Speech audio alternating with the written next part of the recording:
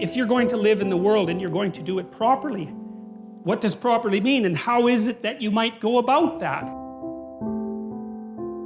Well, it's the right question, right? It's what everyone wants to know. How do you live in the world? Not what is the world made of. It's not the same question. How do you live in the world? It's the eternal question of human beings.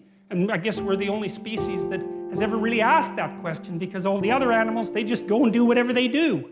Not us. It's a question for us. We have to become aware of it. We have to be able to speak it. God only knows why. But that seems to be the situation. So, we act. That acting is shaped by the world. That acting is shaped by society into something that we don't understand, but that we can model. We model it in our stories. We model it with our bodies. And that's where the dream gets its information. The dream is part of the process that's watching everything and then trying to formulate it and trying to say, well, trying to get the signal out from the noise and to portray it in dramatic form, because a dream is a little drama. And then you get the chance to talk about what that dream is. And then you have something like articulated knowledge at that point. And so the Bible, I would say, it exists in that space that's half into the dream and half into articulated knowledge. It's something like that. And going into it to find out what the stories are about it can aid our self-understanding. And then the other issue is that if Nietzsche was correct, and if Dostoevsky or Jung was correct, and Dostoevsky as well,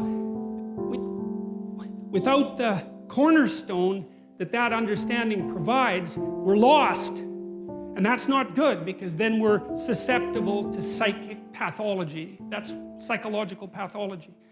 You know, the people who are adamant anti-religious thinkers seem to believe that if we abandoned our immersement in the underlying dream, that we'd all instantly become rationalists like Descartes or Bacon, or, you know, intelligent, clear-thinking, rational, scientific people. And I don't believe that for a moment, because I don't think there's any evidence for it. I think we would become so irrational so rapidly that the weirdest mysteries of Catholicism would seem positively rational by contrast. And I think that's already happening.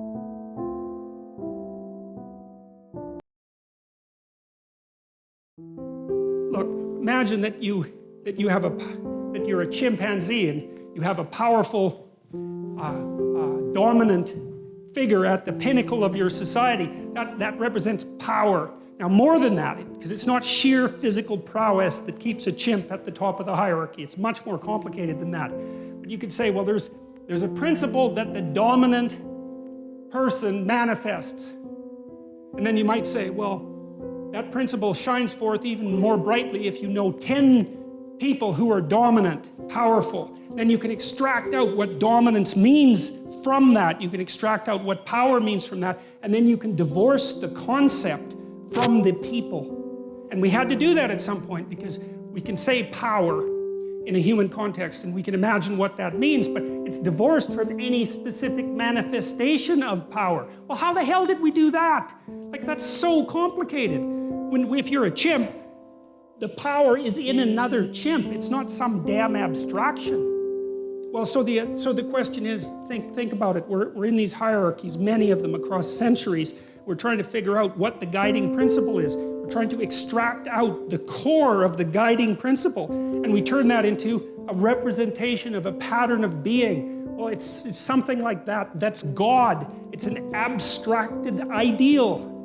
And it's put in personified form. It manifests itself in personified form, but that's okay, because what we're trying to get at is in some sense, the essence of what it means to be a properly functioning and properly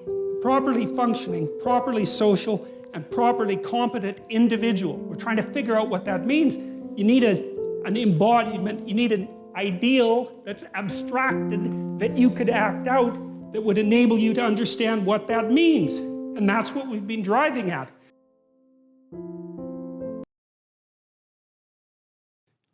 One of the debates, we might say, between early Christianity and the late Roman Empire was whether or not an emperor could be God, literally, right? To be deified, to be put in a temple. And you can see why that might happen, because that's someone at the pinnacle of a very steep hierarchy who has a tremendous amount of power and influence. But the Christian response to that was, never confuse the specific sovereign with the principle of sovereignty itself. It's brilliant. You see how difficult it is to come up with an idea like that, so that even the person who has the power is actually subordinate to something else. Subordinate to, let's call it a divine principle, for lack of a better word.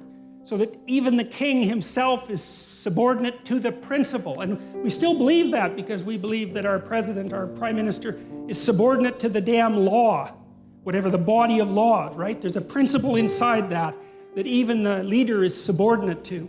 And without that, you could argue you can't even have a civilized society, because your leader immediately turns into something that's transcendent and all-powerful.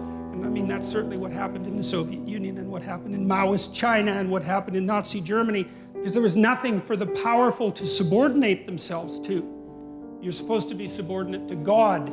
So what does that mean? Well, we're going to tear that idea apart, but partly what it means is that you're subordinate, even if you're sovereign, to the principle of sovereignty itself. And then the question is, what the hell is the principle of sovereignty?